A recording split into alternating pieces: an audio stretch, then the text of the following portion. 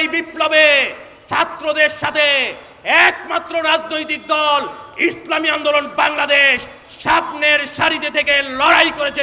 তাই ৭৫-এ শেখ মুজিব সহ আওয়ামী লীগারদের জীবন দিয়ে প্রমাণ করতে হয়েছে যে তারা স্বাধীন ছিলেন না, তারা ছিলেন ভারতের গোলাম। কিন্তু ৭৫-এও আমরা মুক্ত হতে পারি নাই, আমাদেরকে আবারও সেই ভারতের জিঞ্জিরে আবদ্ধ করে রাখা হয়েছে। ৯১-এ চেষ্টা করেছি, হয় নাই। ২০০৮-এ চেষ্টা করেছি, হয় নাই। আবার ২০২৪-এ জীবন দিয়েছি। আমরা কি বারে বারে জীবন দিতেই থাকবো? প্রিয় ভাইয়ের আমার, এই দীর্ঘ ১৬ বছরের আন্দোলন সংগ্রামের ফসল এবং এই জুলাইয়ে ছাত্র জনতার এই বিপ্লবে ১৫০০০ মানুষের রক্তের বিনিময়ে এই ফ্যাসিস্টকে আমরা আমাদের ঘাট থেকে নামাতে পেরেছি। প্রিয় ভাইয়েরা আমার, আল্লাহ পাক আমাদেরকে ৫৫,৫৯৮ বর্গ মাইলের একটি সুন্দর রাষ্ট্র দিয়েছে, কিন্তু ইতিহাসের করুণ পরিণতি, এই সুজলা সফলা শস্য শ্যামলা এই দেশটাকে আমরা কখনোই আমাদের সাধ্য অনুযায়ী সাজাতে পারি নাই। প্রিয় ভাইয়েরা আমার, ৪৭-এ রক্ত দিয়ে এই দেশকে স্বাধীন করা হয়েছিল, কিন্তু পাকিস্তানিরা আমাদের স্বপ্ন পূরণ হতে দেয় নাই। ৭১-এ আমরা আবার জীবন দিয়েছি, কিন্তু বাকশালীরা এই দেশটাকে আবার কুক্ষিগত করেছে। পিন্ডি থেকে যেই দেশটাকে আমরা মুক্ত করলাম, তা আবার দিল্লির পদতলে আশ্রয় সর্পিত করেছে।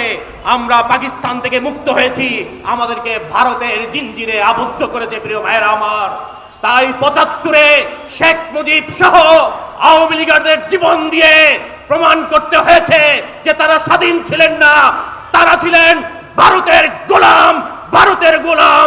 তাই এদেশবাসী তাদেরকে বিতাড়িত করেছে, আবার মুক্ত হতে চেয়েছে। ভাইয়েরা আমার, কিন্তু ৭৫-এও আমরা মুক্ত হতে পারি নাই, আমাদেরকে আবারও সেই ভারতের জিঞ্জিরে আবদ্ধ করে রাখা হয়েছে। ৯১-এ চেষ্টা করেছি, হয় নাই। ২০০৮-এ চেষ্টা করেছি, হয় নাই। আবার ২০২৪-এ জীবন দিয়েছি। আমরা কি বারে বারে জীবন দিতেই থাকবো? প্রিয় ভাইয়ের আমার, তাহলে আমাদেরকে বুঝতে হবে, আমরা এক নেতা থেকে আরেক নেতার কাছে গেলাম, এক দল থেকে আরেক দলের কাছে গেলাম, কেন আমার এই দেশ ফ্যাসিবাদ থেকে মুক্ত হয় না? কেন আমার এই দেশ স্বৈরাচার থেকে মুক্ত হয় না? কেন এদেশের মানুষের ভাগ্যের পরিবর্তন হয় না? প্রিয় ভাইয়েরা আমার, স্পষ্ট করে বলতে চাই, নেতার পরিবর্তন করে, দলের পরিবর্তন করে মানুষের ভাগ্যের পরিবর্তন করা সম্ভব না। প্রিয় ভাইয়েরা আমার, যদি সাধারণ মানুষের ভাগ্যের পরিবর্তন করতে হয়, যদি চিরতরে স্বৈরাচারকে বিতাড়িত করতে হয়, যদি আর কোনো ফ্যাসিস্ট তৈরি হতে না দিতে হয়, তাহলে এই নীতির পরিবর্তন করতে হবে, এই সংবিধানের পরিবর্তন করতে হবে। এই সংবিধান মানুষের মুক্তি দিতে পারে নাই, পারবে না, পারবে না। সুতরাং আসুন শপথ গ্রহণ করি। আপনারা আগের বক্তাদের কাছ থেকে শুনেছেন, আপনারা পত্রিকায় দেখেছেন, আমরা এক ফ্যাসিস্টকে বিদায় করেছি, আর আরেক ফ্যাসিস্টের পদধ্বনি শোনা যায়। সব জায়গায় দখল হয়েছে, সব জায়গায় চাঁদাবাজি হচ্ছে। আমরা স্পষ্ট করে বলতে চাই, শুধু শেখ হাসিনাকে বিদায় করি নাই, আমরা ফ্যাসিস্টকে বিদায় করেছি। কোন চাঁদাবাজকে গ্রহণ করা হবে না, কোন স্বৈরাচারকে গ্রহণ করা হবে না। যেই দল আবার ফ্যাসিজমের স্বপ্ন দেখবে, তার লেবাস যাই হোক, তার নাম যাই হোক, বাংলাদেশের মসনদে তাদেরকে বসতে দেওয়া হবে না ইনশাআল্লাহ।